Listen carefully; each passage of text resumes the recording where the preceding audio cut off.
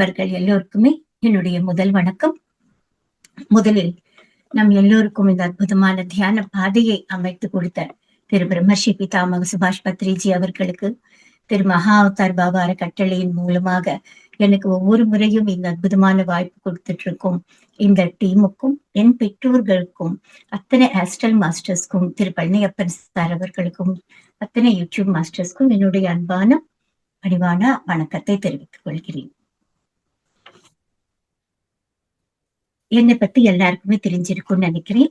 நேற்று கூட உங்களுடன் நான் 6 ஸ்டேஜஸ் ஆஃப் சோல்ஸ் பத்தி சொல்லியிருந்தேன். இன்னைக்கு நாம 6 பிரின்சிபல்ஸ் ஆஃப் ஆன்மீக சாஸ்திரம், ஆன்மீக சாஸ்திரத்துல என்ன ஸ்டேஜஸ் என்று நீங்க நினைக்கலாம்.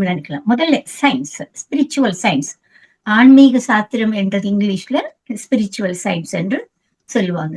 நாம எல்லோருமே சயின்ஸ்ன்னா நாம ஸ்கூல் படிச்சதுல இந்த பிசிக்ஸ், கெமிஸ்ட்ரி, பாட்டனி, ஜுவாலஜி இதுதான் நினைச்சிட்டு இருக்கோம். அது எல்லாமே ஸ்கூல் படிப்புல. இந்த ஸ்பிரிச்சுவல் சயின்ஸ் என்ற இந்த தொகுப்புல நாம தெரிஞ்சு கொள்ள வேண்டியது இன்னொரு அற்புதமான இந்த 6 பிரின்சிபல்ஸை பத்தி தெரிஞ்சுக்கணும். ஒவ்வொரு பிரமிட் மாஸ்டரும் ஸ்பிரிச்சுவாலிட்டியை பத்தி தெரிஞ்சுக்கணும் என்றால் முக்கியமா இந்த 6 விஷயங்களையும் தெரிஞ்சுக்கணும். அது கம்பல்சரி, தவறாமல் தெரிஞ்சுக்கணும். இந்த ஆன்மீக சாஸ்திரம் என்றது 6 பிரின்சிபல்ஸோட கண்டிப்பாக திரு பத்ரிஜி நமக்கு ரொம்ப எளிதான முறையில நமக்கு அவர் சொல்லியிருக்கார். இந்த 6 பிரின்சிபல்ஸ் என்னவென்றால், ஃபர்ஸ்ட் இஸ் ஆன்மாவே பரபிரம்மம் என்று. இரண்டாவது புனர்ஜென்ம சித்தாந்தம். புனர்ஜென்மம் என்றால் மறுபிறவி என்று இருக்கு என்ற ஒரு விஷயத்தை தெளிவாக சொல்லுகிறார்கள். அது 2வது. 3வது கர்ம சித்தாந்தம். 4வது யோக புரோகமன சித்தாந்தம். புரோகமனம் என்றால் மேலுக்கு மேல் வளர்ச்சி அடைவது. 5வது யோக சித்தாந்தம். 6வது அநேக சித்தாந்தங்கள். அப்படி என்ன பலவிதமான சித்தாந்தங்கள். சித்தாந்தம் என்றால் இங்க principle or rule and regulation அப்படின்னு நாம நினைச்சுக்கலாம். இது ஏன் இவ்வளவு ஸ்ட்ரிக்டா அவர் சொல்லியிருக்காருன்னா, நாம எல்லோருமே எது புரிந்து கொள்ளணுமோ அதை பத்தி புரிந்து கொள்ளாமல் வேறு விஷயங்கள் மேல நம்மளுடைய ஆற்றலை செலவழித்துட்டு நாம புரியாத விஷயங்களுக்கு தான் நிறைய இம்பார்ட்டன்ஸ் கொடுத்துட்டு இருக்கு. ஒரு கண்கட்டின குதிரை எப்படி போனா இருக்குமோ அதுவும் போல நாம எந்த விஷயத்துமே புரிந்து கொள்ளாமல் நாம வாழ்ந்துட்டு இருக்கோம். எந்த விஷயமாவது புரிந்தால்தான் அதனை நாம ஆசரணையில வைக்க முடியுமே தவிர, தெரியாத விஷயத்தை பத்தி நம்மளால உணர்ந்து கொண்டு அதன் முறையில நாம நடந்து கொள்ளவே முடியாது. அதனால மை டியர் மாஸ்டர்ஸ், முதலில் நாம இந்த ஸ்பிரிச்சுவல் சயின்ஸ்ல தெரிந்து கொள்ள வேண்டியது, மனிதன் என்றால் யார், தான் யார், இந்த வாழ்க்கைக்கு அர்த்தம் என்ன, ஏன் பிறந்த, என்னுடைய வாழ்க்கைக்கு பர்பஸ் என்ன, அது இந்த பிறப்புக்கும் இறப்புக்கும் என்ன அர்த்தம், இப்படி போன்ற வாழ்க்கை ரகசியங்களை பத்தி தெரிந்து கொள்வது தான். இதெல்லாம் நம்ம வாழ்க்கையில சுகம், துக்கம், கஷ்டம் இதெல்லாம் ஏன் வருகிறது என்ற விஷயங்களை ஆராய்ச்சி நாம பார்க்கறது தான் ஆன்மீக சாஸ்திரம். இதெல்லாமே நமக்கு இருக்கும். ஆன்மீக சாஸ்திரத்தை பத்தி நாம புரிந்து கொள்ளாமல் போனோம்னா எங்க போட்ட கல்லு மாதிரி அங்கேயே இருப்போமே தவிர நமக்குள்ள வளர்ச்சி என்றது இருக்கவே இருக்காது. முதலில் நாம் அதுக்காக எல்லோருமே இந்த ஆன்மீக சாஸ்திரத்தை பத்தி நாம புரிந்து கொள்ளணும். இருக்கிறது எல்லாமே ஒண்ணுதான். இந்த ஆன்மா ஒண்ணுதான் நிரந்தரம். நம்ம எல்லாருக்குமே தெரியும், நாம் என்றது இந்த பௌதீக உடல் கிடையாது. நாம எல்லோரும் ஆன்மாக்கள் என்று நாம இருக்கிறது எல்லாமே ஒரு ஆத்ம பதார்த்தம். இருக்கிறதெல்லாம் ஆன்ம சைத்தன்யம் தான். சர்வம் கல்விதம் பிரம்மா. இருக்கிறது எல்லாமே இந்த பிரம்ம பதார்த்தம் தான். அதுல இருக்கிறது அயம் ஆத்மா பிரம்மா. இதுல நான் என்றது எதுவும் கிடையாது. எல்லாமே இருக்கிறது ஆன்மா. எத்தனை விஷயம், எத்தனை இடத்திலும் இருக்கிறது பிரம்ம பதார்த்தமான இந்த ஆன்மா ஒண்ணுதான். அதனால நான் என்றது, நான் என்றால் என்ன, இதுல இருந்து நம்ம ஆன்மீகத்தை முதலில் ஆரம்பிக்கணும். இப்ப நாம இப்ப எப்படி இந்த ஆன்மா என்றது சத்தியம், நான் ஒரு உடல் அல்ல ஆன்மான்றது எப்படி புரிந்து கொள்ள போறோம்னா, நம்ம பார்த்த போனா நம்ம வாழ்க்கையில ஒரு ஒரு கல்லு நாம ஒரு சிற்பியிடம் கொடுத்தா அவன் அந்த சிற்பி அதனை ஸ்கல்ப்சர் பண்ணும்போது அதனை செதுக்கினால்தான் அது ஒரு உருவமாக உருவாகிறது. இல்லாட்டி போனா அது வெறும் கல்லாகவே இருக்கிறது. ஒரு சிலை எப்படி உருவாகிறது? ஒரு ஸ்கல்ப்சர் வந்து அதனை சுத்தியுடன் அதனை செதுக்கினால்தான் ஒரு அழகான ஒரு உருவம் என்றது ஏற்படுகிறது. அதன் போலவே நம்ம எல்லாருடைய வாழ்க்கையிலுமே இருக்கிற இந்த ஆன்ம பதார்த்தம் என்றது கூட முதல்ல ஒரு கல் மாதிரி தான் இருக்கிறது. அதுக்கு கண்ணு, காது, மூக்கு எல்லாம் இருந்தாலும் கூட அது ஒண்ணுமே செயல்படுத்தாமல் ஒரு கல் மாதிரி தான் இருந்தது. அதற்கப்புறமாகத்தான் அதுக்கு பேசுற ஒரு திறமை, புரிஞ்சு கொள்ற ஒரு தன்மை, கேட்கிற வாய்ப்பு, இது எல்லாமே கிடைச்சது. அதனாலதான் முதல்ல இந்த ஆன்ம பதார்த்தம் என்றது வந்திருக்கிறது. ஆன்மா இருக்கிறே தவிர அதனை உணர்வதுதான் ஃபர்ஸ்ட் ஒவ்வொரு பிரமிட் மாஸ்டரும் நான் இந்த உடல் அல்ல, நான் ஒரு ஆன்மா அப்படி என்றது ஃபர்ஸ்ட் நாம புரிந்து கொள்ளணும். நான் அயம் ஆத்மா, அகம் பிரம்மாஸ்மி, தத்துவமசி. இந்த மூணுமே ஒரு அர்த்தம் தான், ஒரே அர்த்தம். சான்ஸ்கிரிட்ல சொல்லியிருக்காங்க. அப்படின்னா அர்த்தம் என்ன? நானும் ஒரு ஆன்மா தான், நீங்களும் ஒரு ஆன்மா தான். நான் இந்த உடல் அல்ல, அயம் ஆத்மா என்று சொல்கிறார்கள். அதுக்காகத்தான் நாம் இந்த ஃபர்ஸ்ட் இந்த ஆன்மீக சாஸ்திரத்துல ஃபர்ஸ்ட் பிரின்சிபல் வந்து ஆன்மாதான் சத்தியம், வேற எதுவுமே கிடையாது. It is the truth. யாருமே அடைச்சி சொன்னாலும் கூட மாற்ற முடியாத சத்தியம் என்னென்றால் ஆன்மாதான் சத்தியம் என்றது வெரி ஃபர்ஸ்ட் பிரின்சிபல். இரண்டாவது என்ன? மறுபிறவி என்று இருக்கா? சில பேருக்கு டவுட்ஸ் வரலாம். நாம பாடி வெக்கேட் பண்ண பிறகு எங்க போறோம், நமக்கு இந்த மறுபிறவி என்றது இருக்கா என்று நிறைய பேருக்கு சந்தேகம் வருகிறது. இந்த இந்த சந்தேகத்தை நாம தெரிந்து கொள்ளணும், இதனை நாம கம்ப்ளீட்டா நாம உணரணும் என்றால் இந்த புனர்ஜென்ம சித்தாந்தத்தை பத்தி கூட புனர்ஜென்மம் என்றால் என்ன? மறுபிறவி. எப்படி இந்த பூலோகத்துல அந்த சூரியன், சந்திரன், நட்சத்திரங்கள், காற்று, நீரு, செடி, கொடி, ஜந்துக்கள் எல்லாமே ஒரு ஆன்ம பதார்த்தமாக இருக்கிறதோ, எல்லாமே அது காற்று என்றது இல்லாத இடம் இல்லை. அதன் போலவே இது எல்லாமே பரவி இருக்கு. இந்த ஆன்ம பதார்த்தம் என்றது ஒரு துளியாக எல்லாமே இருக்கிறது.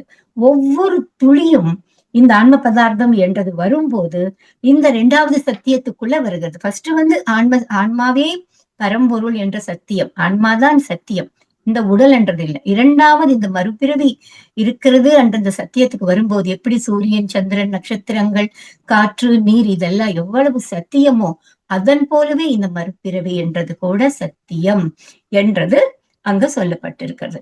ஒவ்வொரு மனிதனும் ஆன்மாவும் இந்த கர்ம சித்தாந்தத்திலேருந்து வெளியில் யாருமே நம்ம பேகேஜஸ் பிறந்த பிறகு எல்லாருமே தவறுகள் செய்யாமல் யாருமே இல்லை. ஒவ்வொரு நாளும் எத்தனையோ கர்மாக்கள். கர்மா என்றால் தவறான அர்த்தம் இல்லை, செயல். நாம பேசுறோம் என்றால் அதுவும் ஒரு கர்மா தான். நீங்க கேக்குறீங்கன்னா அதுவும் கர்மா தான். முந்தி காலத்துல நாம கர்மான்னா ஏதோ செய்யாத தவறு நாம செய்துட்டோம், இது நம்ம கர்ம பலன் என்று தவறா புரிஞ்சுட்டு இருந்தோம். கர்மா என்றால் செயல். அது ஃபர்ஸ்ட் நாம உணரணும். காலையில எழுந்திருச்சு நம்ம பிரஷ் பண்றோம் என்றால் அது கூட ஒரு கர்மா தான். அதனை நாம உணரணும். கர்மா என்றால் தவறாக நாம செயல்படுவது மட்டும் கர்மா இல்லை, எந்த செயலுமே கர்மா தான் என்று அங்கு சொல்லியிருக்காங்க. இந்த புனர்ஜென்ம மறுபிறவி என்ற இந்த சித்தாந்தத்துக்குள்ள வரும்போது நமக்கு தெரியும், நாம பூலோகத்துல வாழ்ந்துட்டு இருக்கோம். இன்னும் மேல 7 லோகங்கள், கீழே 7 லோகங்கள் இருக்குன்றது நாம ஏதோ கதையில புராணத்துல கேள்விப்பட்டிருக்கோமே தவிர யாரும் போய் நேராக மேல் லோகத்திலும் பார்க்கல, கீழ் லோகத்திலும் பார்க்கல. மேல 7 லோகங்கள் என்ன? பூலோகத்திலேயே சரியா நம்மளால இருக்க முடியல, இன்னும் மேல லோகத்துக்கு என்ன புரிஞ்சுக்க போறது? மேல லோகங்கள் பூலோகம், புவர்லோகம், சுவர்லோகம், ஜனாலோகம், மகாலோகம், தப்போலோகம், லாஸ்ட்ல சத்தியலோகம். இந்த மாதிரி 7 லோகங்கள் இருக்கு மேல. இன்னும் கீழ் லோகத்துக்கு வந்த பிறகு என்ன ஆகுறது? பாதாளம் இருக்கு, பாதாளம், நாகலோகம், இந்த மாதிரி நிறைய கீழ் லோகங்கள் என்றது இருக்கு என்று சொல்லப்படுகிறது. இது எல்லாமே நமக்கு தெரியாது. எங்க இருக்கு இத்தனை லோகங்கள்?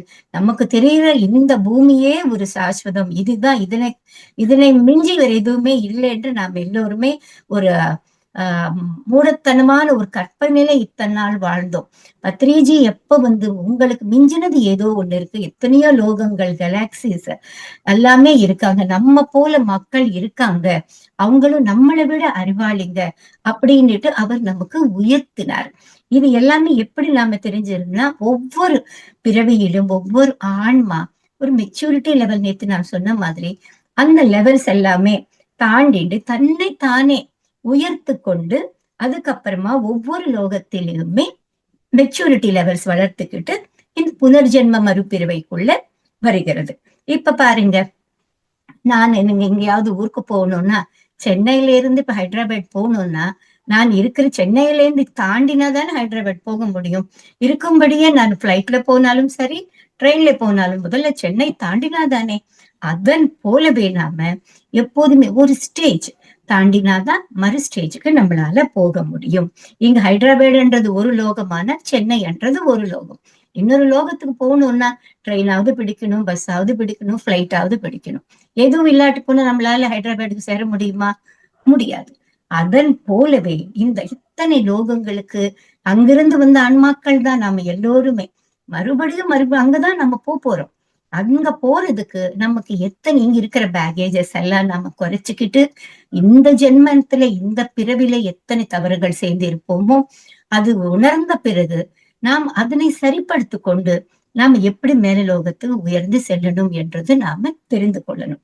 அதனால இங்க ஒரு ஊருக்கு போகணும்னா இந்த ஊர் விட்டாதான் அடுத்த ஊருக்கு போக முடியும். இருந்தபடியே சென்னையிலும் இருந்துட்டு ஹைதராபாத்லயும் டபுள் ஆக்ஷன் பண்ண முடியாது. அதன் போலதான் ஒரு இடத்துல இருந்து ஒரு இடத்துக்கு போகணும்னா we have to mature ourselves அப்படின்னு சொல்லியிருக்காங்க. இந்த உடல்ல இருக்கிற இந்த ஆன்மா தான் ஒரு பிறவியில பாடி வெக்கேட் பண்ண பிறகு இன்னொரு பாடிக்குள்ள சேருது என்றா அதுதான் மறுபிறவி. ஒரு நம்ம இந்த ட்ரெஸ் போட்டிருக்கோம், கொஞ்ச நாள் ஆனா இது பழுதாகி விடுறது, கிழிஞ்சு போகிறது, அப்ப நம்ம புது ட்ரெஸ் உணர்த்துக்கிறோம் இல்லைங்களா? அதன் போலவே இந்த ஆன்மா கூட ஒரு டைம் நாம இந்த ஸ்டேஜ்ல நம்ம ஆக்டிங் முடிந்த பிறகு நாம இன்னொரு இடத்துக்கு போகணும்னா இங்க நம்ம பினிஷ் பண்ணிடும் நம்ம கேரக்டரை. அதன் போலதான் இந்த ஆன்மான்றது இந்த உடல்ல இருந்து மறு உடலுக்கு போகிறது. அதனால புனர்ஜென்மம் என்று கண்டிப்பாக ஒவ்வொரு ஆன்மாவுக்கும் இருக்கு. யாருமே மறுபிறவி என்றது இல்லாமல் தப்பிச்சுக்கவே முடியாது. பத்ரிஜி சாரே சொல்லியிருக்காரு, எத்தனையோ தன்னுடைய பழைய ஜென்மங்கள் அவரு பார்த்திருக்கேன்னுட்டு. விவேகானந்தர், ராமகிருஷ்ண பரமஹம்சர், ரமண மகர்ஷி, எத்தனையோ மகான்கள் எல்லாமே அவர்கள் தன்னுடைய தபோ நிலையில உட்கார்ந்து அவங்களுடைய பாஸ்ட் லைஃப அவங்க எல்லாம் பார்த்திருக்காங்க. பாஸ்ட் லைஃப் இருக்குன்னா மறுபிறவி இருக்குன்றதானே அர்த்தம். அதை நாம புரிந்து கொள்ளணும். யாருமே ஒரே ஒரு பிறவையில பிறந்து இனிமேல் கிடையாதுன்றது கிடையாது. அந்த மறுபிறவி வேணான்னும் போது நாம ரமோ தமோகுணம், ரஜோகுணம், சாத்வீகம், சுத்த சாத்வீகம், நிர்குணத்துக்கு வந்தால் தான் நமக்கு இனி மறுபிறவி என்றது கிடையாது. மறுபிறவி என்ற இந்த 5 குணங்கள் எதுக்கு இப்ப எக்ஸாம்பிளா சொல்றாங்க? இந்த சிறுவிரல் என்றது தமோ குணம். ராமாயணத்துல பத்ரிஜி இந்த 5 கேரக்டர்ஸ பத்தி சொல்லியிருக்காங்க. நிறைய 5 ஃபிங்கர் கான்செப்ட் 100க்கு மேல கொடுத்திருக்காரு பத்ரிஜி. இந்த 5 குணங்கள் என்றது நாம எப்ப விடுறோம்னா, ஃபர்ஸ்ட் நம்ம தமோ குணத்துக்கு ராமாயணத்துல யாரை எடுத்துக்காட்டா சொல்லியிருக்காருன்னா கும்பகர்ணன். கும்பகர்ணன் ராவணனுடைய தம்பின்னு நம்ம எல்லாருக்குமே தெரியும். அந்த கும்பகர்ணன் எப்படி வருஷத்துல 6 மாசம் சாப்பிடுவான், 6 மாசம் தூங்குவான். அவனுக்கு வேற யார் அடிச்சு போட்டாலும் கூட அவனுக்கு தெரியாது. அப்படி அவன் தமோ குணத்துல இஸ் வெரி லேசியஸ்ட் பக். ஆல்வேஸ் சாப்பிடுறது தூங்குறது. நம்ம வீட்டுல நம்ம பசங்களை கூட நாம சத்தம் போடுவோம் இல்லையா? சாப்பிடுறது தூங்குறதா, வெரி லேசி ஃபெல்லோ நீன்னு சத்தம் போடுவோம் இல்லையா? அப்படிப்பட்டவங்க எல்லாம் தமோ குணத்துல இருப்பாங்க. இந்த 2வது கேரக்டர் யாரு குறிப்பிடுறதுன்னா ரஜோகுணம். ரஜோகுணம் யாரு காட்டுது? ராவணாசுரன். ரஜோகுணத்துல இருக்கிறவங்க மனப்போக்கு இப்படி இருக்கும்னா, பார்த்ததெல்லாம் வேணும், கண்ணுக்கு ஆசைப்பட்டதெல்லாம் தனக்கு சொந்தமாக்கிக்கணும்னுட்டு. அந்த மாதிரி அவன் சீதா பிராட்டி மேல ஆசைப்பட்டதுனாலதான் இந்த ராமாயண போரே நடந்தது. லாஸ்ட்ல என்ன நடந்தது? ராவணன் மடைந்தான். இது ரஜோகுணத்திலே வந்தது. இன்னும் 3வது சாத்வீகத்துக்கு யாருன்னா விபீஷணர். விபீஷணர் ரொம்ப சாத்வீகமானவர், ரொம்ப பண்பு அடக்க ஒடுக்கமோடு இருப்பார். அவர் தன் அண்ணன் கிட்ட சொன்ன, அண்ணா நீ செய்யறது தவறு, சீதையை கொண்டு போய் ராமனிடம் ஒப்படைச்சு விடு, அப்படி இல்லைன்னா இலங்கைக்கே ரொம்ப கெடுதல் அப்படின்னு சொன்னா அவர் கேட்கவில்லை. இந்த சாத்வீகத்திலிருந்து இனி 4வது சுத்த சாத்வீகம். அந்த கேரக்டர் யாரு? ஸ்ரீ ஹனுமான். ஹனுமான் அவர் அவருக்கு வேற எதுவுமே இல்லை. அவர் மனசுல எப்பவும் ஸ்ரீராமரை தவிர வேற எந்த ஒரு நினைப்பே கிடையாது. அந்த சுத்த சாத்வீகத்தையும் தாண்டி நிர்குணம் யாரு? ஸ்ரீராமன். இந்த கேரக்டருக்கு வரணும்னா கடவுளாக மாறணும். நாம கடவுள் என்றவருக்கு இல்லாதது, அவருக்கு எந்த குணங்களுக்குமே அவர் அப்பாற்பட்டவர். அவருக்கு இந்த நமக்கு இருக்கிற இந்த 6 அரிஷட் வர்க்கங்கள், காம, குரோத, லோப, மோக, மத, மாத்சரியங்கள், இது எல்லாமே ஒவ்வொரு மனிதனுக்குமே நாம எல்லாருமே ஒவ்வொரு நாளுமே இந்த கேரக்டர்ஸோடு தான் நாம் இருந்துட்டு இருக்கோம். ஒரு நேரத்துல கலகலான்னு சிரிப்போம், ஒரு நேரத்துல விஷயமா கோச்சிக்கிறோம், ஒரு நேரத்துல சத்தம் போடுறோம். இது எல்லாமே ஒரு நாள்ல காலையில இருந்து ராத்திரி வேலையும் இந்த 6 கேரக்டர்ஸுமே நாம எடுத்துக்கிறோம். இல்லாமல் இல்லவே இல்லை. கண்ட்ரோல் பண்ணிக்கிறோமே தவிர சத்தம் போடக்கூடாதுன்னு நம்மளை அறியாமலே நாம எத்தனையோ தவறுகள் நாம செஞ்சுட்டு இருக்கோம். இதனை எல்லாம் தாண்டி நாம எப்ப நிர்குணமான அந்த ஸ்ரீராமருடைய இடத்துக்கு நாம எல்லாம் வரணும் என்றால் எத்தனை ஜென்மாக்கள் நாம் எடுக்க வேண்டியது பாருங்க. குணங்களை விடணும், இந்த அரிஷட் வர்க்கங்களை விடணும். நாம ஒவ்வொரு படியா முன்னுக்கு வளரணும் என்றால் இந்த ஆன்மா எவ்வளவு வளர்ச்சி அடைய வேண்டும். நடுவுல இந்த தியானத்துக்கு வர்றதுக்கு முன்பு நாம எவ்வளவு தவறுகள் செஞ்சிருப்போம். அந்த பேகேஜ் எல்லாம் நாம தானே சுமந்துட்டு போகணும். யாரும் கொண்டு வருவாங்க? யாரும் சுமக்க மாட்டாங்க. நாம தான் எடுத்துட்டு போகணும் மேலுக்கு. எல்லாமே எழுதிட்டு இருப்பாங்க ஆகாஷிக் ரெக்கார்ட்ஸ்ல. கண்டிப்பாக there is a punishment.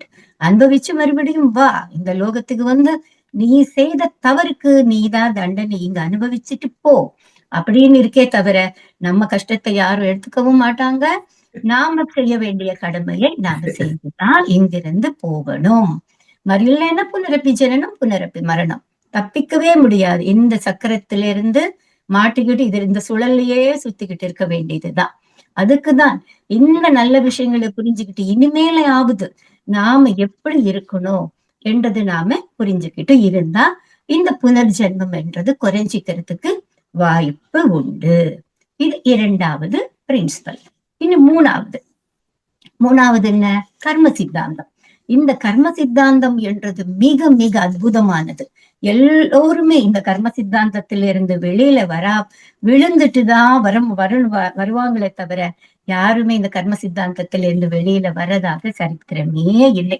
ஏனென்றால் ஒவ்வொரு மனிதனும் தவறுகள் கர்மாக்கள் பண்ணாமல் யாருமே இல்லை. எப்படிப்பட்ட மகான்கள் கூட தன்னை அறியாம ஏதோ ஒரு சிறு தவறு இது செஞ்சுட்டுதான் இருப்பாங்க. அந்த பேகேஜ் எடுத்துட்டு தான் போக வேண்டியது இருக்கும். அதனால நாம எல்லோருமே இந்த புனரபிஜரணம் என்ற இந்த புனர்ஜென்ம சித்தாந்தத்திலிருந்து கர்ம சித்தாந்தத்துக்கு வரலாம். இந்த ஃபர்ஸ்ட் ஆன்மாவே சத்தியம் என்ற ஃபர்ஸ்ட் பிரின்சிபல், 2வது மறுபிறவி இருக்கிறது என்ற நம்பிக்கை, இன்னும் 3வது கர்ம சித்தாந்தம். கர்ம சித்தாந்தம் என்றது ஏன் நமக்கு இவ்வளவு இம்பார்ட்டன்ட்னா, எங்க உடல் என்றது இருக்கோ அங்க மனம் என்றது கண்டிப்பாக இருக்கும். மனிதனாக பிறந்தவன் கர்மாக்கள் செய்வதற்காகத்தான் பிறந்திருக்கான். பிறந்த பிறகு கர்மாக்கள் செய்யாமல் நம்மளால வாழவே முடியாது. இப்ப காலையில எழுந்திரிச்சுட்டா ஃபர்ஸ்ட் நாம செய்ய வேண்டியது, சிறு வயதுல இருந்து எத்தனை கர்மாக்கள் நாம செஞ்சிருக்கோம். காலை எழுந்திரிச்சுல இருந்து பிரஷ் பண்ணதுல இருந்து சாப்பிடுறதுல இருந்து படிப்பு, வீட்டு வேலைகள், ஆபீஸ் வேலைகள் எல்லாமே ஒவ்வொரு கர்மாக்கள் தான். இது எல்லாமே செய்து வர்றதுக்காக தான் நாம இந்த பூலோகத்துக்கே நாம ஒவ்வொரு கேரக்டர் எடுத்துட்டு இங்க நாம இந்த ஸ்டேஜ் மேல we are all characters drama பண்றதுதான் இருக்கோம். ஒவ்வொருத்தரும் ஒவ்வொரு கேரக்டர். நான் ஒரு அம்மான்னா குழந்தைங்களுக்கு அம்மா, என் சிஸ்டர்ஸ்க்கு நான் அக்கா, என் வீட்டுக்காரருக்கு நான் மனைவி. But I am the only one soul. I have lot of characters. நான் கூப்பிடுறேன், ஒவ்வொருத்தரையும் ஒவ்வொரு விதமா என்ன கூப்பிடுவாங்க. அதன் போலவே நாம எல்லோருமே இந்த பூலோகத்துல நாம டிராமா கேரக்டர்ஸ் என்றது புரிஞ்சுக்கிட்டு நாம செய்ய வேண்டிய கர்மாக்கள் எப்படி நல்ல விஷயங்கள் தான் செய்யணும். இல்லைன்னா உன் கர்மாவை அந்த பலனை நீ அனுபவிச்சுதான் போகணும் என்றது நாம புரியணும். காரியா காரணம் இல்லாமல் எந்த செயலுமே நடக்காது. அது நாம கண்டிப்பாக புரிஞ்சுக்கணும். ஏன் இது நடக்கிறதா, இது பின்னால ஏதோ பேக்ரவுண்ட் இருக்கு, அதனாலதான் இந்த செயல் இங்க வருதுன்றது நாம நம்பணும். இது ஏன் என்ன தெரியாமலே நடந்தது, எது இப்படி நினைக்கலையேன்றதுக்கெல்லாம் கிடையாது. அது ப்ரீ பிளான் முன்னாலேயே அங்க இருக்கும். அதனால நாம எப்போதுமே இந்த கர்ம சித்தாந்தம் என்றது ரொம்ப அற்புதமானது. கீதையில ஸ்ரீகிருஷ்ணர் கூட நிறைய நிறைய சொல்லியிருக்காரு. யாருமே இந்த கர்மாவிலிருந்து வெளியில வரவே முடியாது. நான் என்றது இந்த முதல்ல விட்டு விட்டு எப்போது நான் இந்த உடல் அல்ல, நான் இந்த ஆன்மாவாக தெரிந்து கொண்டேன். எந்த எனக்கு ஆன்மாவுக்கு எந்த பாவமும் தீண்டாது. எல்லாமே இந்த உடலுக்கு தான். உடல் தான் அழிய வருது தவிர ஆன்மாவுக்கு பரிசுத்தமானது. ஆன்மாவுக்கு எந்த தீங்கும், எந்த தோஷமும், எந்த பாவமும் தீண்டாது. அதன் போல நாம எப்போதுமே இந்த பௌதிக உடலுக்கு தான் நிறைய முக்கியத்துவம் கொடுத்துக்கிட்டு நாம செயல்படுறோமே தவிர அதுக்குதான் நிறைய இம்பார்ட்டன்ஸ் கொடுக்கிறோம். அழகா இருக்கணும், எப்போதுமே அன்பா பேசணும், இது எல்லாமே நான் ஆரோக்கியமா இது எல்லாமே நம்ம உடலை பத்தி தான் நாம தினந்தோறும் யோசிக்கிறோமே தவிர அதுக்குள்ள இருக்கிற முக்கியமான ஆன்மாவை பத்தி நாம யோசிக்கிறதே கிடையாது. ஏன்னா முதல்ல நமக்கே நாம ஒரு ஆன்மான்றது புரிந்தாதானே எப்போதுமே நாம இன்னும் நான் ஒரு உடல், பௌதிகமான உடல் என்ற நினைப்பிலேயே இருக்கிறோமே தவிர இந்த உடல் என்றது ஒரு அசாஸ்வதமானது.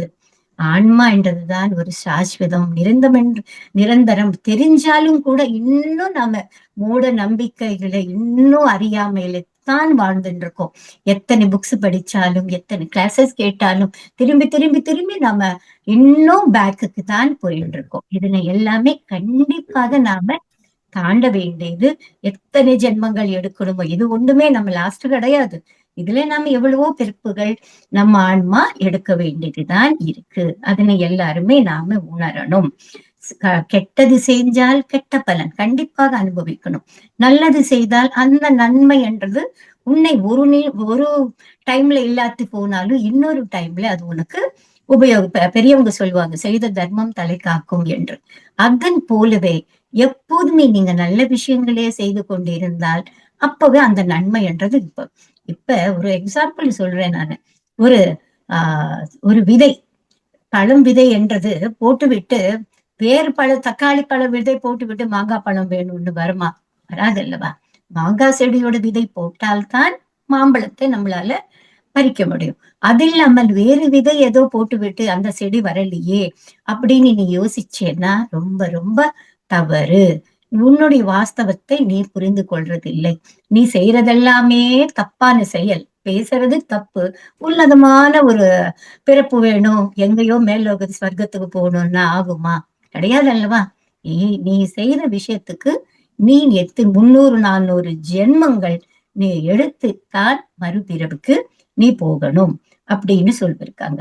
இதுல நாம இந்த 300 305 ஜென்மத்துல நான் நேத்து சொன்ன மாதிரி இந்த சைசவாத்மத்துல சில வருஷங்கள், பாலாத்மாவில் சில வருஷங்கள், அதுக்கப்புறம் யங் ஆத்மா, அதுக்கப்புறம் mature soul, old soul, transcendental soul, லாஸ்ட்ல என்லைட்டன்மெண்ட்டுக்காக இன்ஃபினிட் சோல். இது எல்லாமே வருதுக்குள்ள முடிஞ்சு போச்சு காலம். அப்ப ஸ்ரீராமா கிருஷ்ணா வந்தாலும் கூட ஒன்னும் பலன் இல்லை. போய் சேர வேண்டிய காலம் வந்துடும். அதனால முன்கூட்டியே நாம நல்லா இருக்கும் போதே நல்ல விஷயங்களை பத்தி தெரிந்து கொள்ளணும். நாம நல்லத இதுல நாம பழக தெரிந்து கொள்ளணும். இந்த ஜனன மரணத்திலே என்ற இந்த சக்கரத்திலிருந்து நம்மளுடைய வாழ்க்கையை நாம இந்த கர்மாக்கள் இருந்து வெளியில வரணும் என்றால் எத்தனையோ ஆத்மாக்கள், இந்த விமுக்தாத்மான்னா லாஸ்ட் என்லைட்டன்மெண்ட் சோல், இவங்க எல்லாம் எத்தனையோ ஞான போதைகள், ஆன்ம போதைகள் எல்லாமே கேட்டு சொல்லி பழகி அது எல்லாமே உணர்ந்து அதுக்கப்புறமும் கூட அவங்க எங்கேயோ ஒரு சிறு தவறுக்காக மறுபடியும் பூலோகத்துக்கு வந்திருக்கிறார்கள். சில பரிபூர்ணமான ஆன்மாக்கள் கூட மேலலோகத்துல என்ன விதமான உணர்வு, உணர்ச்சி அதெல்லாம் கிடையாது. அங்க பூலோகத்திலே மட்டும்தான் பிறந்த ஆன்மாக்களுக்கு தான் இந்த அன்பு, பாசம், பணிவு இது எல்லாமே இருக்கும். மேல்லோகத்துல எதுவுமே கிடையாது. அங்க எல்லாமே ஈக்குவல். அவங்களுக்கு பசி என்றது கிடையாது, கஷ்டம் என்றால் கிடையாது, துக்கம் என்றால் கிடையாது. இந்த அனுபவங்கள் எல்லாமே பெறுவதற்காகத்தான் ஒவ்வொரு ஆன்மாவும் பூலோகத்திலே ஒரு தாயின் வயிற்றுக்குள்ள வருவதற்கு காத்துக்கிட்டு இருக்காங்க. அது எல்லாராலுமே முடியாது. ஒவ்வொரு ஆன்மாவும் இங்க வந்து இங்க ஃபேஸ் பண்றதுக்கு பூமி மேல எத்தனை நல்லது கெட்டது எல்லாம் அனுபவிக்கணும்னா தைரியம் வேணும். ஏன்னா ஆன்மாவுக்கு தெரியும், ஏன்னா தன்னோட டெஸ்டினி தான் தானே சேர்ந்து எடுத்து பூலோகத்துக்கு வருது. அப்ப இத்தனை கஷ்டங்கள் படணுமா? ஒரு தாய் வயிற்றுல 9 மாசம் உள்ளுக்குள்ள இருக்கும்போது எவ்வளவு இடைஞ்சலான ஒரு பாதை அனுபவிக்கும் அந்த சோல் என்றது. இது எல்லாமே தெரிஞ்சு கூட நான் இந்த பூலோகத்துல ஆன்மாவாக பிறக்கணும். அன்பு, பாசம் இதெல்லாமே மத்த ஒரு குடும்பம் என்றால் என்ன? பசி என்றால் என்ன? துக்கம் என்றால் என்ன? பாசம் என்றால் என்ன? இது எல்லாமே உணர்வதற்காகத்தான் ஆன்மாக்கள் பூமிக்கு மேல வராங்க, கர்மாக்கள் செய்றாங்க, எல்லாம் புரிந்து கொண்டு மறுபடியும் தன்னுடைய கர்ம சக்கரத்திலிருந்து வெளிவந்து மேல் லோகத்துக்கு செல்கிறாங்க. அதனால நாம கர்மாக்கள் கண்டிப்பாக செய்ய வேண்டியதுதான். ஆனா அது நல்ல கர்மாக்களாகவே இருக்கணும். துஷ்கர்மாக்கள் பண்ணவே கூடாது. அதனுடைய விளைவுகள் நாம தான் அனுபவிக்கணும் என்று எப்போதுமே எல்லோரும் அவேர்னஸா இருக்கணும் என்று சொல்லியிருக்காங்க. இனி 4வது புரோகமன சித்தாந்தம். புரோகமனம் என்றால் என்ன? மேலும் இப்ப எல்கேஜி படிச்ச குழந்தை யூகேஜிக்கு போவானே தவிர எல்கேஜில இருந்து ப்ரீகேஜிக்கு வரமாட்டான் இல்லைங்களா? படிப்படியா உயர்ந்து ஒவ்வொரு கிளாஸுக்குமே மேலைக்கு வந்திருப்பாங்க. அதன் போலவே நாமே இப்ப இந்த கர்ம ஃபர்ஸ்ட் 3 சித்தாந்தங்கள் தாண்டின பிறகு ஒரு ஆன்மா என்றது இன்னும் மேல வளர்ச்சிக்கு உல்லோகத்துக்கு போயிட்டு இருக்கு. அப்படின்னா என்ன? ஒவ்வொரு ஆன்மாவும் எவ்வளவு தவறுகள் செய்தாலும் கூட கீழ் லோகத்துக்கு போக மாட்டாங்க. அது ரொம்ப ரொம்ப பாவங்கள், ரொம்ப ரொம்ப தவறுகள். அப்படி என்ன யாரு? இந்த கொலைகாரங்க, தவறுக்கு மேல தவறு செஞ்சுக்கிட்டே இருக்கிற அந்த மாதிரி துஷ்ட ஆத்மாக்கள் தான் மறுபடியும் பின்னோக்கி அந்த ஜென்மங்கள் எடுப்பாங்களே தவிர நல்ல விஷயங்களை பத்தி புரிஞ்சு கொண்டு இனிமேல நான் செய்ய மாட்டேன் உணர்ந்து இருக்கிற ஆன்மாக்கள் மேல்லோகத்துக்கு போறதுக்கு தான் இருப்பாங்களே தவிர பேக்வேர்ட்ஸுக்கு வரவே மாட்டாங்க. எப்போதுமே ஒரு குழந்தைய எடுத்துக்கிட்டோம்னா ஒரு சப்ஜெக்ட்ல ஃபர்ஸ்ட் ஒரு minimum marks 35 marks pass mark வாங்கினா அடுத்த டெஸ்ட் வரும்போது நம்ம என்ன சொல்லுவோம்? இன்னும் கொஞ்சம் நல்லா கஷ்டப்பட்டு படி, அட்லீஸ்ட் 50 60 மார்க்காவது வரும். 35 இருக்கு, கரெக்ட் அது பார்டர் மார்க் இல்லைன்னு சொல்லுவோமா? இல்ல இப்ப படிச்சது போதும் ஒரு 10 20 வாங்குன்னு சொல்லுவோமா? இல்லைங்களா? மேல மார்க் வர்றதுக்காக தான் நம்ம குழந்தைங்களை எப்படி நாம ஊக்கப்படுத்துறோமோ அதன் போலவே நாமளும் நம்மளுடைய ஜென்மாக்கள்ல முன்னேற்றத்துக்குத்தான் போறதுக்கு நாம வழி தேடணும். அதுதான் நமக்கு புரோகமன சித்தாந்தம். எப்போதுமே நான் இந்த உலகத்திலே இந்த நரகத்திலே வாழ்கிறேனா, எனக்கு வேறு விடிவு காலமே இல்லையா, எனக்கு இந்த கஷ்டங்கள் தானா, இது எல்லாமே அப்படி போன்ற ஒரு கில்ட்டி கான்சியஸ்னஸ்ல இருக்கவே கூடாது. உன்னுடைய கர்மாவை அனுபவிக்கிறதா நீதான் தேர்ந்தெடுத்து இந்த பூலோகத்துக்கு வந்திருக்கேன். You create your own reality அப்படின்னு நம்ம எல்லாருக்குமே தெரியும். நீதான் உன்னோட டெஸ்டினியை எழுதிட்டு இதுதான் என் ஃபேமிலி, இதுதான் எங்க பெற்றோர்கள், இதுதான் என் குடும்பம், நான் இங்கதான் பிறக்க போறேன்னு நீயா டிசைட் பண்ணிட்டு தான் ஒரு தாயின் வயிற்றுக்குள்ள நீ வந்திருக்க. அப்படி இருக்கும்போது பிறந்த பிறகு இது ஏன் இப்படி நடந்தது, இவங்க ஏன் எனக்கு இப்படி கிடைச்சாங்க அப்படின்னுட்டெல்லாம் நம்ம தலையில அடிச்சுக்கிறதெல்லாம் சுத்த பைத்தியகரமானத்தனம். நாமளாதான் தேர்ந்தெடுத்து இந்த குடும்பத்துக்கு வரணும், இவங்கதான் என் புருஷன், இவங்கதான் என் மனைவி, இவங்கதான் என் பிள்ளைகள் என்று நாமளா தேர்ந்தெடுத்து வந்த ஜென்மம் தான் இது. அதனால எது வந்தாலும் கூட நாம அன்போடு எடுத்துக்கணுமே தவிர ஒரு கில்ட்டி கான்சியஸ்னோட அவங்கள சத்தம் போடக்கூடாது. உங்களாலதான் எனக்கு இது நடந்தது அப்படின்னுட்டு யாரையுமே நம்ம தப்பாம ஏசவே கூடாது. இது எல்லாமே நாமளா தேர்ந்தெடுத்து வந்த லைஃப் தான். வேற யாருமே நம்ம தலையில எழுதவில்லை. நாம தான் இது வேணும்ட்டு தேர்ந்தெடுத்து வந்த பிறகு மத்தவங்களை குற்றம் சொல்வது ரொம்ப ரொம்ப தவறு. அதனால அது நாம உணரணும். ஒவ்வொரு படியா மேல போவதற்கு நாம திங்க் பண்ணணுமே தவிர மத்தவங்களை குறை சொல்லிக்கிட்டு உன்னாலதான் என் வாழ்க்கை இப்படி ஆச்சு, நீ சரியில்லாம நான் இதெல்லாம் தவறான வார்த்தைகள் நாம எத்தனையோ ஃபேமிலிஸ்ல நாம கேட்டுட்டு இருக்கோம். இதெல்லாமே நம்ம மனசுக்குள்ள எடுத்துக்க கூடாது. நாம உணர வேண்டியது நம்ம லைஃப நாம தான் டிசைட் பண்ணிட்டு இந்த பூலோகத்துக்கு வந்திருக்கோம் என்றது நாம கண்டிப்பாக புரிந்து கொள்ளணும். நாம இன்னும் வளர்ந்துகிட்டு மேல்லோகத்துக்கு எந்த சத்தியலோகத்திலிருந்து நாம எல்லாம் வந்தோமோ அந்த லோகத்துக்கு போகணும்னா பூலோகத்திலிருந்து இன்னும் சத்தியலோகத்துக்கு நடுவுல 6 லோகங்கள் இருக்கு. இந்த 6 லோகங்களுக்கு போறதுக்குள்ள நாம எத்தனை மெச்சூரிட்டி எடுத்துக்க வேண்டியது இருக்குன்னா இந்த அரிஷட் வர்க்கங்களையும் தாண்டணும், இந்த தமோ ரஜோ சத்துவ குணங்களை தாண்டணும், இன்னும் எத்தனையோ விஷயங்களில நாம முன்னுக்கு சென்றால்தான் நாம சத்தியலோக வாசிகளாக எங்கிருந்து வந்தோமோ அங்க போவதற்கு நமக்கு வாய்ப்பு உண்டு. இது 4வது சித்தாந்தம். இனி 5வது யோக சித்தாந்தம். யோக சித்தாந்தம் என்றால் என்ன? யோகம் என்றால் என்ன? முதலில் 2 விஷயங்கள் கலந்தால் யோகம். இப்ப ராஜயோகம், கர்ம யோகம் அப்படி என்றால் நாம் சொல்லுகிறோம் அல்லவா, A+B=CD என்று நமக்கு வருது இல்லைங்களா? A+B கூட்டினால்தான் பக்கத்துல இருக்கிற C&D வரும். அது இல்லாமல் எப்படி வரும்? அதனாலதான் 2 விஷயங்கள் சேர்ந்தால மட்டும்தான் ஒரு யோகம் என்று நாம சொல்லுகிறோம். இந்த யோக சித்தாந்தத்துல இப்ப நாம என்ன புரிந்து கொள்ளணும்? நாம இப்ப இந்த 4 விஷயங்களையும் தெரிஞ்சு கொள்ளணும். ஆனா அதனை நாம இன்னும் ஒரு பக்குவமாக அற்புதமா ஒரு ஃபைன் ஸ்பிரிச்சுவல் ஆன்மாவாக வரணும் என்றால் நமக்கு ஒரு மாஸ்டர் தேவை. இப்ப நாம ஒரு கிரிக்கெட் கத்துக்கணும்னா நாம எடுத்த உடனே இன்டர்நேஷனல் லெவல் மேட்ச்க்கு போக முடியுமா? முடியாது. நாம எத்தனை ஸ்ட்ரகிள்ஸ் எல்லாம் தாண்டி டிஸ்ட்ரிக்ட் லெவல், ஸ்டேட் லெவல் இதெல்லாம் தாண்டினா தானே இன்டர்நேஷனல் லெவலுக்கு ஒரு கோச் மூலமா அவருடைய ட்ரைனிங்ல நாம எல்லாருமே நிறைய விஷயங்கள் கத்துக்கிட்டு ஒரு மேட்ச் விளையாடுறதுக்காக போறோம். அதன் போலவே ஒரு சங்கீதம் கத்துக்கணும்னா, ஒரு பாட்டு கத்துக்கணும்னா ஒரு டீச்சர் என்றவர் நமக்கு தேவை. அவங்க டீச்சர் என்றவங்க நமக்கு இருந்தாங்கன்னா எங்கெங்க நாம தவறுகள் செய்கிறோமோ அங்க நம்ம சரிப்படுத்து, இப்படி இருந்தா இன்னும் நல்லா இருக்கும், இந்த பாதையில நீ இருக்கணும், இது நீ கத்துக்கணும் என்று நமக்கு வழிகாட்டுவாங்க. அதனால எப்போதுமே யோக சித்தாந்தத்துல ஒரு குருவின் பார்வையில நாம இருக்கணும். அந்த குருவின் பாதவியில நாம இருக்கும் போது இந்த யோக சித்தாந்தத்துல நமக்கு தவறுகள் என்றது செய்வதற்கு வாய்ப்பு ரொம்ப ரொம்ப ரொம்ப கம்மியாயிடும். ஏன்னா மாஸ்டர் சொல்லியிருக்காங்க, மாஸ்டர் சொன்ன பிறகுதான் நான் செய்ய போறேன் அப்படின்னுட்டு.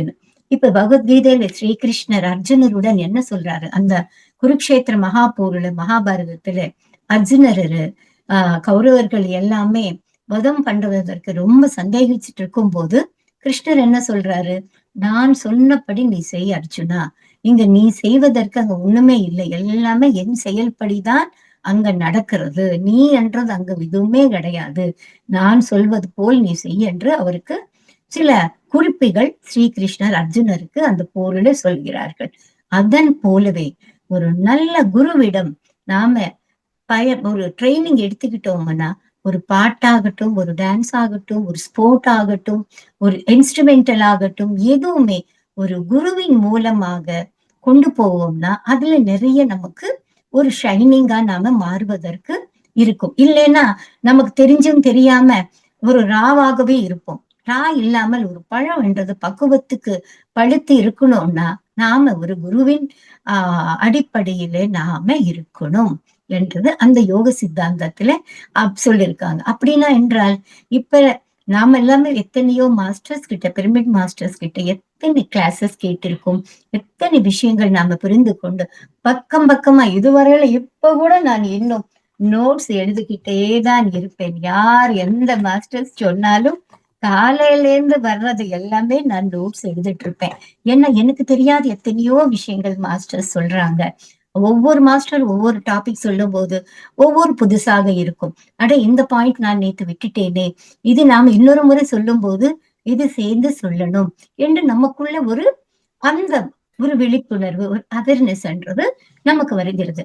அதன் போலவே ஒரு குருவின் அடிப்படையிலே நாம எப்போதுமே ஒரு சித்தாந்தத்து மூலமாக நாம முன்னுக்கு செல்லணும் என்று சொல்லியிருக்காங்க. இது 5வது யோக சித்தாந்தம் என்று சொல்லுவாங்க. 6வது அநேக சித்தாந்தங்கள். அப்படி என்றால் என்ன? நமக்கு பெரியவங்க நிறைய ரூல்ஸ் அண்ட் ரெகுலேஷன்ஸ் நம்ம நாட்டில கொடுத்திருக்காங்க. அதுல ஒண்ணுமே நம்ம இந்த ஸ்பிரிச்சுவல் சயின்ஸுக்கு வந்த பிறகு நமக்கு பத்ரிஜி கொடுத்திருக்கிறது இந்த 6 பிரின்சிபல்ஸ். நாம பிறந்ததுல இருந்து நம்ம பெரியவங்க எத்தனையோ சித்தாந்தங்கள் நமக்கு இப்படி செய்தா நல்லது, அப்படி செஞ்சா தப்பு, இப்படி இருக்கணும், அப்படி இருக்கணும்னு எத்தனையோ விஷயங்கள் நமக்கு சொல்லிக்கிட்டே இருந்தாங்க. அதனையும் தாண்டி இப்ப நாம எல்லோரும் இந்த அநேக சித்தாந்தங்கள்ல எப்படி இருக்கணும் என்ற இதெல்லாம் தாண்டின பிறகு நீ ஒரு யோகியாக மாறணும் அப்படின்னுட்டு நீ யோகி பவார்ஜுனான்னுட்டு ஸ்ரீகிருஷ்ணர் சொல்லுகிறாருன்னா, இப்ப நம்ம ஆன்ம சித்தாந்தத்தை புரிந்து கொண்டோம். புனர்ஜென்ம சித்தாந்தம், கர்ம சித்தாந்தம், புரோகமன சித்தாந்தம், யோக சித்தாந்தம் எல்லாம் புரிந்து கொண்ட பிறகு 6வது சித்தாந்தமான இந்த அநேக சித்தாந்தக்குள்ள நாம வரும்போது நீ ஒரு பரம யோகியாக மாறுகிறாய் என்ற விஷயத்தை இதுல சொல்லப்பட்டிருக்கிறது. இந்த சொல்லப்படும் போது இந்த அநேகம் என்றால் என்ன? இன்ஃபினிட்டி, சொல்ல முடியாத அளவுக்கு நிறைய விஷயங்கள் இந்த இன்ஃபினிட்டி என்றதுல இருக்கு. ஏன்னா இந்த பூலோகம் என்றது ஒரு விசித்திரமானது. எத்தனையோ ஆஹ் செயல்கள் இதுல இருக்கு. விசித்திரமான விஷயங்கள் எவ்வளவோ நாம ஒவ்வொரு நாளும் பார்த்துட்டு இருக்கோம். ஒரு முறை தேவதர்கள் எல்லாருமே பரமேஸ்வரன் பாக்குறதுக்காக போனாங்க. ஏதோ ஒரு விஷயத்தை பத்தி அவரிடம் கேட்கணும்னுட்டு. அந்த நேரத்துல பரமசிவன் கண்ண மூடிண்டு தியானத்துல இருக்காரா. அப்ப அவங்க நினைக்கிறாங்க, இவரே மிகப்பெரிய ஒரு கடவுள், இவரை நாடி நாம வந்திருக்கோம், இவர் யாருக்காக எதனை தேடி இவர் தியானம் செய்கிறார்கள், அப்படி இந்த பரமசிவனுக்கு இன்னும் என்ன வேணும், இவரே பரம்பொருள் அப்படின்ற ஒரு பெரிய சந்தேகம் தேவதர்களுக்கு வந்ததாம். அப்ப அவரு சொல்றாரு, சுவாமி நாங்களே எவ்வளவோ கஷ்டப்பட்டு உங்ககிட்ட எங்களுக்கு தெரியாத விஷயங்களை தெரிந்து கொள்ளணும்னு நாங்க வந்தா, நீங்க ஏன் இன்னும் கண்ணு மூடிண்டு வேற யாருக்காக எதுக்காக நீங்க தியானம் செய்கிறீர்கள்னு கேட்கும் பொழுது அவரு சொல்லுகிறாரு, எனக்கும் மேல ஒரு சக்தி இருக்கு, அது என்னன்றது புரிந்து கொள்வதாகத்தான் நான் கூட உங்க போலவே கண்ணு மூடிண்டு தியானம் பண்ணிட்டு இருக்கேன் அப்படின்னுட்டுன்னு பரமேஸ்வரன் தேவதர்களிடம் சொல்கிறாராம். அதனால எவ்வளவு தெரிஞ்சுக்கிட்டாலும் இன்னும் தெரிஞ்சு கொள்ள வேண்டியது எவ்வளவோ இருக்கும். பெரியவங்க சொல்லுவாங்க, நமக்கு தெரிஞ்சது கடுகு அளவுதான், தெரிந்து கொண்ட வேண்டியது கடல் அளவுக்கு இருக்கு. நாம இத்தனோண்டு விஷயம் தெரிஞ்சுக்கிட்டே எனக்கு எல்லாமே புரியும், என்ன மிஞ்சினவங்க இல்லைன்னு நினைக்கிறது அது ஆணவம். அது ரொம்ப தவறானது. அது இல்லாமல் நாம எப்போதுமே எந்த விஷயம் தெரிந்து கொண்டாலும் கூட எவ்வளவு பணிவோடு எப்படி இருக்கணும்னு புரிஞ்சுக்கணும். இந்த அநேக சித்தாந்தத்துல என்ன இன்னும் அற்புதமா என்ன சொல்லியிருக்காங்கன்னா, முதல்ல நாம உடல் இல்லை, நாம ஒரு ஆன்மா என்று தெரிந்து கொள்ளணும். இரண்டாவது புனர்ஜென்ம சித்தாந்தத்துல இந்த உலகத்துல நீ ஒரு ஆணாக இருந்தா ஒருத்தருக்கு மனைவி, நீ பெண்ணாக இருந்தா இன்னொருத்தர் மனைவி. ஆனா ஆணு பெண்ணு உடல் மாறி மாறிதான் நாம பிறப்போம். எத்தனையோ உடல்கள் நாம பர்த் இருக்கவே இருக்கு. புனர்ஜென்மத்துல மறுபடியும் பிறக்க போறோம் அப்படின்றது உணரணும். இனி மூணாவது, நான் இந்த கர்ம சித்தாந்தத்துல புரிஞ்சு கொண்ட பிறகு இந்த வாழ்க்கையில நான் ஒரு இளவரசர் ராஜாவாக பிறந்தா அடுத்த ஜென்மத்துல நான் ஒரு பிச்சைக்காரனாவும் இருக்கலாம், ஒரு எந்த பிறப்பாவது நான் எடுத்திருக்கலாம். நான் இந்த ஜென்மத்துல என்ன கர்மாவை நான் செய்கிறேனோ அதன் பலனை நான் அடுத்த ஜென்மத்துல கண்டிப்பாக நான் எடுத்துக்கணும் என்றத உணரணும். அதன் மூணாவது கர்ம சித்தாந்தம். இனி நாலாவது சித்தாந்தமான புரோகமன சித்தாந்தத்துல என்ன, எப்போ செய்த தவறை உணர்ந்து மறுபடியும் செய்யாமல் மேலுக்கு போறதுக்காக நாம முயற்சி செய்யணுமே தவிர எப்போதுமே பேக்வேர்டு வரக்கூடாது என்றது இந்த புரோகமன சித்தாந்தத்துல சொல்லியிருக்காங்க. இனி ஐந்தாவது யோக சித்தாந்தத்துல என்ன சொல்லியிருக்காங்க, இதற்கு முன்பு நாம எத்தனையோ ஜென்மங்கள்ல தியானம் செய்த பிறகு கௌதம புத்தர் எப்படி, அதற்கு முன்பு அவர் வாழ்க்கை எப்படி இருந்தது, அவருக்கு போதி விருட்சத்தின் கீழே உட்கார்ந்த பிறகு அவருக்கு எப்படி இந்த ஞானோதயம், அந்த புத்த பௌர்ணமி என்று அன்னைக்கு அவருக்கு கிடைச்ச ஞானம்தான் இப்ப நாம பேசிக்கொண்டிருக்கிற இந்த சுவாசத்தின் மேல் கவனம் என்ற இந்த ஆனாபானாசதி தியானம் என்று நம்ம எல்லோருக்குமே தெரியும். எப்போதுமே புத்தர் சில ஜென்மங்களில அரிஹந்தாகவும் அதற்கப்புறமா போதிசத்வனாகவும் அதுக்கப்புறமாக அவர் புத்தர் ஆனார். புத்தர் என்றது அவர் பெயர் கிடையாது, அவருக்கு கிடைச்ச பட்டம். அவருக்கு பெயர் சித்தார்த்தர், நம்ம எல்லாருக்குமே தரும். கௌதம் புத்தரின் பெயர் சித்தார்த்தன். புத்தர் என்ற பெயர் ஏன் வந்ததுன்னா, அவரு எந்த விஷயத்துக்குமே தளராமல் அவரு ஸ்தித பிரஜத்தையுடன் இருக்கும் போதுதான் அவருக்கு அந்த புத்தர் என்ற ஒரு பட்டம் கிடைச்சது. நாம எல்லோருமே புத்தராக மாறணும்ன்றா ஃபர்ஸ்ட் நாம சில ஸ்டெப்ஸ் என்றது தாண்ட வேண்டியது இருக்கு. இந்த யோக சித்தாந்தத்தை தாண்டி இந்த அநேக சித்தாந்தத்துக்குள்ள வந்த பிறகு நாம எப்படி இருக்கணும்னா, முதல்ல நாம தியானம் செய்வதற்கு தியானியாக வரும். First we are meditators. தியானம் பண்ற நாம தியானி. அதனை தாண்டி இன்னும் கொஞ்சம் லெவல் வளர்ந்த பிறகு சில விஷயங்கள் தெரிஞ்சு கொண்ட பிறகு யோகி யோகி நிலைக்கு வரும்.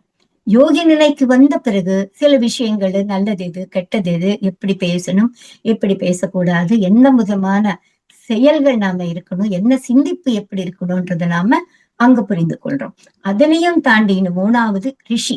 ரிஷின்னா என்ன? எப்போதுமே காம்னஸ், யாரையுமே சத்தம் போடாமல் ஒரு தியான நிலைமையில தவ கோலத்துல எப்போதுமே இருக்கிறது, நிறைய நேரம் மெடிடேஷன் பண்றது ரிஷி. இதனையும் தாண்டி நான்காவது ஸ்டெப் ராஜரிஷி. ராஜரிஷின்னா என்ன? எல்லா கடமைகளும் தாண்டி இனிமேல் அவங்களுக்கு எப்போதுமே இந்த தியான பிரச்சாரம் பண்றது, தியானம் செய்தது, 4 பேருக்கு தியானம் சொல்லி கொடுக்கறது, இந்த லெவல்லயே ராஜர்ஷி என்றவங்க இருப்பாங்க. இதனையும் தாண்டி பிரம்மரிஷி என்ற இப்ப நம்ம பத்ரிஜிக்கு பிரம்மரிஷி என்ற ஒரு பட்டம் வந்திருக்குன்னா அவர் இதனை எல்லாமே தாண்டி வந்திருக்காங்க. அதனால் இந்த 6வது சித்தாந்தத்தில் என்ன சொல்லிருக்காங்கன்னா, நீ யோகி என்ற நிலையில இருக்கும் போது துக்கம் என்றது இல்லை என்ற ஒரு உணர்வு உனக்கு தெரிய வரும். எப்பவுமே இன்னும் கஷ்டத்திலே துக்கத்திலே இருக்கிறவன் மூடன் என்று சொல்லியிருக்காங்க. இனி 2வது ரிஷி ஆகும் போது நீ உனக்கு ஒரு தேர்டை என்றது இருக்கு. நீ ஒரு ஆஸ்ட்ரல் டிராவல் எல்லாம் பண்ணுவதற்கு உனக்கு திறமை இருக்கு என்றதை நாம புரிந்து கொள்றோம். நம்மளுடைய பழைய ஜென்மங்கள் எல்லாமே பார்த்திக்கிறோம்.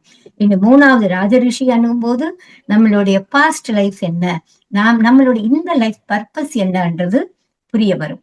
இனி ராஜர்ஷி என்ற பிறகு வந்த பிறகு நாம செய்ய வேண்டிய கடமைகளை பற்றி மட்டும் தான் நாம உணர்ந்து கொண்டு அதன் போல வாழணும்னு நினைப்போம். இனி பிரம்மர்ஷி என்ற நிலை நாம பெற்ற பிறகு அத்தனை சித்தாந்தங்களுமே நாம கடந்து நாம ஒரு எல்லையற்ற நிலைமைக்கு, நமக்கு எந்த விதமான ஸ்திதியும் நம்மளை தீண்டாது. அதனால ஒரு தியானி, யோகி, ரிஷி, ராஜரிஷி, பிரம்மர்ஷி இந்த நிலைகள் எல்லாமே இந்த சித்தாந்தங்களை தாண்டி தாண்டி வரணும் அப்படின்னு சொல்லியிருக்காங்க. தியானம் செய்யறவன் தியானி மனத்தின் மேல ஃபுல் சம்பூர்ணமான ஒரு பவர் அடக்கி வைப்பாங்க. அவங்க எந்த இந்திரியங்களுமே கட்டுப்படுத்தி இருக்கிறவன் யோகியாகவும், எப்போது தன்னுடைய தேர்ட் ஆக்டிவேஷன் மூலமாக தன்னுடைய தேர்ட் ஆக்டிவேஷன் தெரிந்து கொள்வதோ 3வது கண், அப்ப ரிஷியாகவும், ரிஷியான பிறகு தன்னுடைய தேர்டைனால நிறைய ஜென்மங்கள் பார்த்துக்கிறவன் ஒரு ராஜர்ஷியாகவும், ராஜர்ஷி ஆன பிறகு எனக்குள்ள இருக்கிறது ஒண்ணுதான், உனக்குள்ள இருக்கிறது ஒண்ணுதான், சர்வமும் ஒண்ணுதான், அகம் பிரம்மாஸ்மி சர்வதம் கல்விதம் பிரம்மா என்ற ஒரு தோற்றத்தை வந்த பிறகு பிரம்மர்ஷியாகவும் ஒரு மனிதனாக வாழ முடியும். அதனால இந்த 6 சித்தாந்தங்களையுமே ஒவ்வொரு பிரமிட் மாஸ்டர் கண்டிப்பாக தெரிந்து கொள்ளணும். இதன்படி ஸ்டெப் பை ஸ்டெப் நாம எப்படி இருக்கணும்ன்றது கண்டிப்பாக உணர்ந்து நாம தியானியாகவா, யோகியாகவா, ரிஷியாகவா, ராஜர்ஷியா, பிரம்மர்ஷியா, இது நம்ம கையில தான் இருக்கு. ஒரு ஸ்டெப் பை ஸ்டெப் நாம உயர்ந்து நம்ம எல்லோருமே அற்புதமான ஒரு பிரமிட் மாஸ்டர்ஸ் ஆக இருக்கணும் என்று சொல்லியிருக்கார்கள். Thank you masters. Thank you so much.